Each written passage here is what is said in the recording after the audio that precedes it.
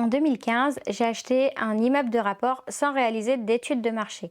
En fait, j'y connaissais rien, c'était mon deuxième achat et du coup, je me suis lancée, j'ai trouvé un bien ultra rentable et j'ai eu de nombreux soucis. Dans cette vidéo, je vais t'expliquer l'importance de réaliser une belle étude de marché pour éviter les problèmes. Mais avant ça, n'oublie pas de liker, de mettre un petit commentaire et si tu ne l'as pas encore fait, de t'abonner à la chaîne YouTube. C'est parti!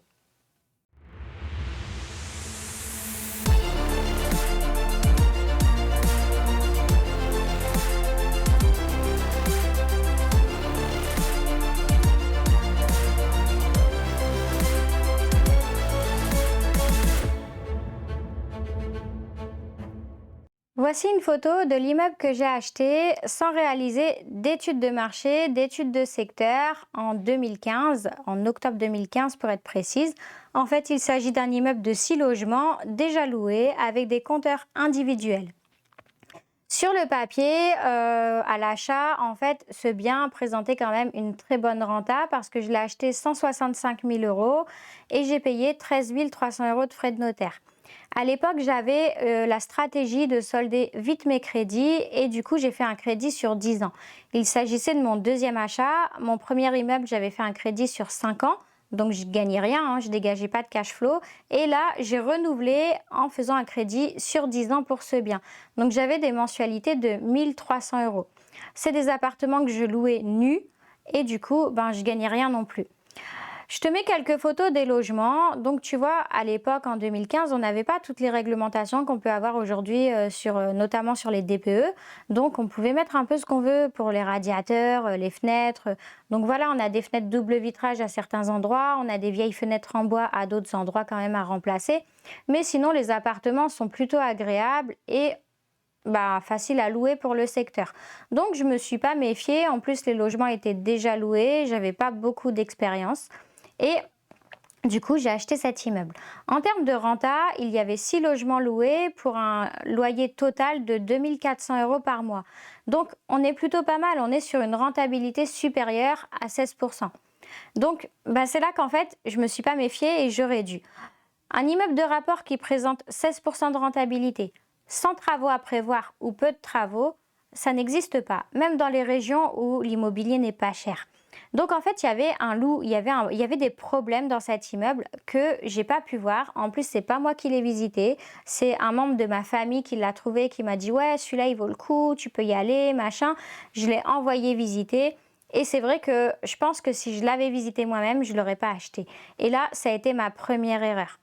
En termes de problèmes, si je te liste tous les problèmes que j'ai rencontrés, je pense que je peux écrire un livre, mais je vais t'en expliquer quelques-uns. Le locataire du logement A, là c'est vraiment un cas particulier, donc je te l'expliquerai après. Pour le logement B, on avait un locataire bénéficiaire du RSA. Donc en fait, c'était un locataire super honnête, mais qui avait vraiment peu de moyens et en plus qui n'était pas du tout à l'aise avec toutes les formalités administratives. Avant, il n'avait jamais eu droit aux prestations sociales, il avait perdu son emploi à cause d'une maladie et il se retrouvait bénéficiaire du RSA. Donc, il ne savait pas faire les papiers et en plus, il avait vraiment des grosses difficultés à payer. Donc, en essayant toujours de trouver une solution, en étant compréhensive, on a fait le point, on a repris tous ses comptes ensemble, on a regardé ce qu'il gagnait et ce qu'il avait à payer. Et de toute façon, on pouvait faire n'importe quel calcul, il ne gagnait pas assez pour payer tout ce qu'il avait à payer. Donc, dans ces cas-là, quand le locataire il est dans cette situation, on ne peut pas lui mettre le couteau sous la gorge. Il y avait déjà plus d'argent pour manger. Donc, si on comptait le loyer et toutes ses charges, il n'avait pas d'argent pour manger. Donc, en fait, on savait que tous les mois, s'il ne payait pas l'intégralité de son loyer, c'est parce qu'il s'alimentait un petit peu. Du coup, que faire? Je ne pouvais pas lui mettre le couteau sous la gorge. Il n'y avait pas d'argent, il n'y avait pas d'argent. Les locataires C et D sont partis à cause du locataire F et lui il était tellement pénible que c'était pas la peine d'espérer relouer parce qu'on n'aurait fait que ça. En fait le locataire F était aussi bénéficiaire du RSA et lui il payait pas son loyer clairement.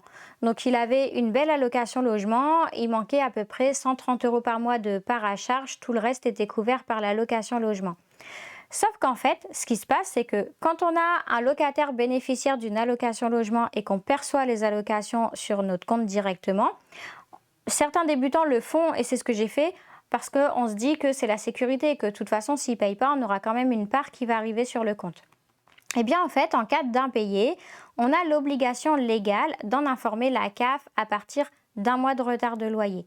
Et dans ces cas-là, la CAF, elle considère que le locataire ne paye pas son loyer, pas parce qu'il n'a pas envie, pas parce qu'il est de mauvaise foi, mais parce qu'il n'a pas les moyens de le payer. Donc, pour l'aider à trouver une solution et en attendant qu'il la trouve, la caisse d'allocation familiale va suspendre les allocations logement. Et dans ces cas-là, le locataire F, plus de loyer qui rentre. En plus, il faisait énormément de bruit, il balançait ses déchets par la fenêtre, donc on avait des soucis avec les voisins. On a eu aussi un contact avec la mairie parce que la mairie se plaignait de ce locataire, mais quand nous on a demandé de l'aide à la mairie pour le virer, la mairie était aussi impuissante que nous. On doit respecter une certaine procédure, une procédure d'expulsion. Et encore, c'est pas dit qu'on gagne. Et si on gagne, c'est pas dit qu'on arrive à le virer. Et en tout cas, si on y arrive un jour, ça va prendre plusieurs années et ça va me coûter très cher. Le locataire du logement E, en fait, j'avais loué à une jeune fille qui avait un enfant et elle s'est mise en couple. Donc son conjoint travaillait, il gagnait plutôt bien. Et en fait, elle a été victime de violences conjugales, donc une fois, deux fois. La deuxième fois, elle a réussi à se sauver, mais elle a laissé son conjoint dans l'appartement. Donc lui, comme il n'était pas titulaire du bail, il estimait qu'il n'avait pas à payer le loyer. Donc il ne l'a jamais payé, alors que pourtant il avait les moyens. Et il était occupant sans droit ni titre. Donc ça fait beaucoup de soucis en même temps pour un seul immeuble. Le logement A, au moment où j'ai revendu cet immeuble, parce que je l'ai vendu après pour m'en débarrasser, il était bien loué, mais j'ai eu des sacrés soucis. En fait, c'est le logement qui est au rez-de-chaussée, en bord de route. Et ce logement-là, qui avait pourtant une belle cuisine équipée, des fenêtres PVC double vitrage, enfin voilà, pour l'époque, il était plutôt pas mal. Il était refait à neuf, il n'y avait pas de travaux à prévoir, les murs avaient été repeints, il était plutôt agréable et lumineux. En fait, j'ai loué ce logement à la mauvaise personne. Un jour, un couple s'est présenté pour avoir ce logement et en discutant avec eux, déjà ils étaient allocataires du RSA. Mais ils avaient une allocation de logement qui était supérieure au montant du loyer. Donc en termes de risque d'impayé, je me suis dit aucun risque, le loyer va toujours être payé. Et en discutant avec ces locataires en fait disent à ma gestionnaire que ils ont un petit bébé, ils l'ont dans les bras d'ailleurs, un petit bébé de quelques semaines, et ils nous disent que voilà, ils habitent un logement insalubre et qu'ils aimeraient déménager pour offrir un logement confortable et décent à leur bébé. Donc pris par les sentiments, je décide de leur rendre service. En fait, j'ai bon cœur et ok. En plus, j'ai la sécurité de la location logement. Donc, ok, on loue. Et en fait, ces gens-là, ils estimaient, parce qu'il y a beaucoup de gens qui estiment qu'en fait, c'est pas normal de payer un loyer à un propriétaire qui va s'enrichir sur leur dos. Et c'est souvent des gens qui ont peu de moyens, des jeunes filles étudiantes. J'ai eu beaucoup de soucis avec les jeunes filles qui sortent à 18 ans de chez papa et maman, qui font des études et qui pensent que le monde tourne un peu autour d'elles et que tout leur est dû. C'est vraiment le type de profil que j'évite. Et les allocataires du RSA, malheureusement, ce type de personnes, on a beaucoup de problèmes. En fait, si je vais dans le détail, il a bouché le puisard, il a commencé comme ça, en bouchant le puisard de l'immeuble. Donc ça a impacté tous les locataires, donc j'ai été obligée de faire des bouchées à mes frais. Il l'a fait exprès, il a balancé des jeans et des couches dans le puisard, donc voilà. Il l'a fait exprès, mais on lui a dit que s'il recommençait la prochaine fois, ce sera à sa charge. Mais en fait, il sait très bien qu'il ne va pas payer. Donc après, ce qu'il a fait, c'est qu'il a arraché tous les radiateurs des murs et qu'il a bouché les grilles des fenêtres et les grilles de VMC. Et du coup, la VMC, elle a pété, il l'a abîmée, donc elle ne fonctionnait plus. Et comme il aérait jamais son logement, il y a de l'humidité qui a commencé à se créer et qui est arrivée assez vite pour le coup. Et du coup, il a demandé un contrôle à la CAF pour rendre le logement indécent et pour plus que je touche les allocations de logement pour payer son loyer. Et en fait, ça a marché. Donc la CAF, en fait, elle a un organisme qui s'appelle le CalPact. Ça n'existe pas dans toutes les villes, mais dans certaines villes, le CalPact est chargé de vérifier que les logements sont décents. En cas d'indécence du logement, en fait, ils suspendent les allocations logement. Donc là, le CalPact est venu, a fait son contrôle du logement en présence du locataire et m'a dressé une liste d'éléments à réparer. Donc les radiateurs qui étaient posés par terre, la VMC qui fonctionnait pas. Donc ok, je me suis dit de toute façon, si je veux les allocations logement, bah j'ai pas le choix. Donc, j'ai missionné des entrepreneurs pour réaliser des devis et faire les travaux. Et ce qui s'est passé, c'est que le locataire, lui, il voulait pas que je fasse les travaux. En fait, il n'a jamais ouvert la porte. Donc, la CAF a suspendu les allocations logement parce que je louais un logement indécent. Et j'ai jamais récupéré ces loyers, j'ai jamais pu faire les travaux. J'ai envoyé des preuves à la CAF de courriers recommandés envoyés aux locataires, d'artisans, d'attestations d'artisans qui me disaient qu'ils n'arrivaient pas à entrer dans le logement. Et en fait, pour la CAF, seule la déclaration du locataire fait foi. On peut envoyer toutes les preuves qu'on veut. Le fait est que le logement est considéré comme indécent. Donc, on n'a pas à percevoir de prestations familiales pour ce logement. Point.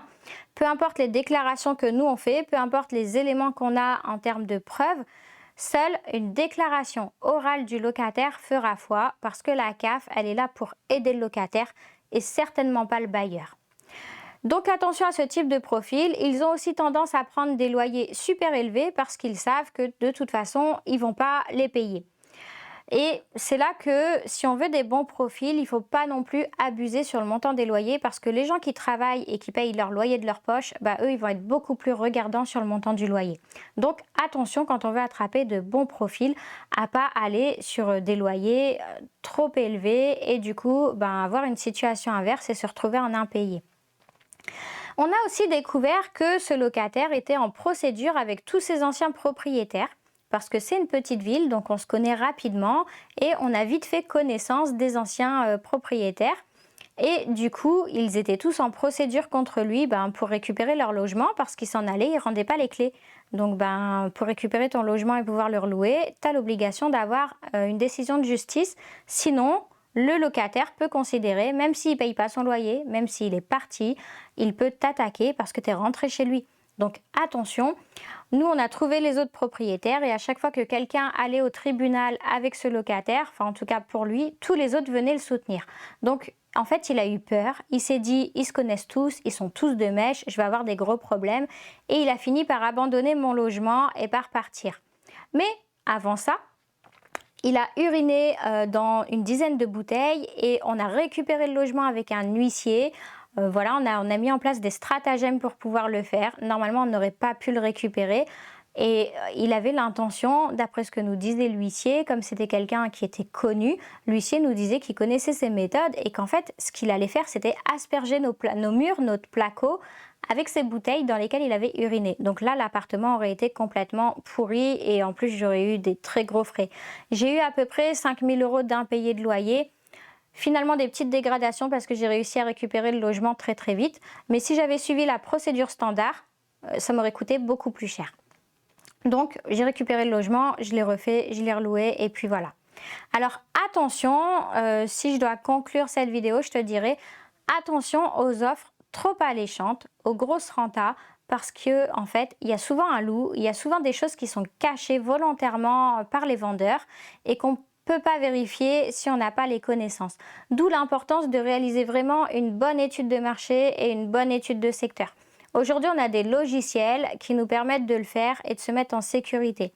Il faut également s'inquiéter des orientations politiques de la ville parce que ça peut avoir un impact aussi sur les profils que tu vas ramasser. Un exemple, j'ai acheté un immeuble de rapport à très haut rendement dans une ville où j'ai eu peur de le faire. J'ai mis beaucoup de précautions, mais ce qui m'a fait sauter le pas, c'est qu'en fait, ils avaient changé de maire. Et du coup, la nouvelle orientation de la mairie, c'était de redynamiser le quartier et justement de faire plus de qualité et de ramener des gens qui travaillent. A l'inverse, je connais des gens qui ont acheté un immeuble de rapport dans une ville qui marchait bien, où il y avait de l'emploi, où il y avait des cadres. Et en fait, cette mairie voulait virer tout ce qui était bénéficiaire du RSA, tout ce qu'on appelle les cas sociaux. La mairie voulait les virer. Donc la mairie a créé de nombreux logements sociaux, mais elle a logé dedans des gens qui bossaient. Et du coup, les bailleurs privés se sont retrouvés qu'avec des profils cas sociaux pour leur logement. Donc attention aussi aux orientations politiques de la ville, c'est toujours intéressant de se renseigner à ce niveau-là en cas de doute. Pour terminer cette histoire, j'ai quand même réussi à retomber sur mes pattes parce que j'ai revendu cet immeuble en 2020 après 4 ans et demi de détention, donc j'avais payé presque la moitié du crédit et en plus j'ai réalisé une petite plus-value. Au final, une fois l'opération soldée, il me restait 90 000 euros dans la poche, donc 90 000 euros gagnés sur un peu moins de 5 ans. Finalement, l'opération a été rentable. Mais parce que on n'a pas, on s'est débrouillé, en fait, on a bidouillé un petit peu pour toujours retomber sur nos pattes. Mais clairement, c'était pas très confortable et j'ai fini par le vendre pour éviter d'avoir d'autres soucis. À l'époque, j'avais une stratégie différente. Je faisais moins bien en qualité, j'évitais de faire des travaux parce que j'avais pas les fonds, je remettais déjà de ma poche pour payer mes impôts. Et du coup, j'attirais de mauvais profils. Aujourd'hui, ce bien est vendu. Je l'ai vendu à quelqu'un avec qui je suis encore en contact et je sais que la personne présente toujours des difficultés à louer, mais parce que cette personne a vraiment augmenté ses loyers. Et on est dans un secteur où si on veut de bons profils locataires, il faut faire attention au prix des loyers. Parfois, il vaut mieux gagner un peu moins et avoir le bon profil pour éviter tous les soucis. Voilà, j'espère que cette vidéo t'a plu et qu'elle t'a apporté tous les conseils nécessaires pour pas te tromper. Et en tout cas, si c'est le cas, n'hésite pas à me le mettre en commentaire et je te dis à bientôt.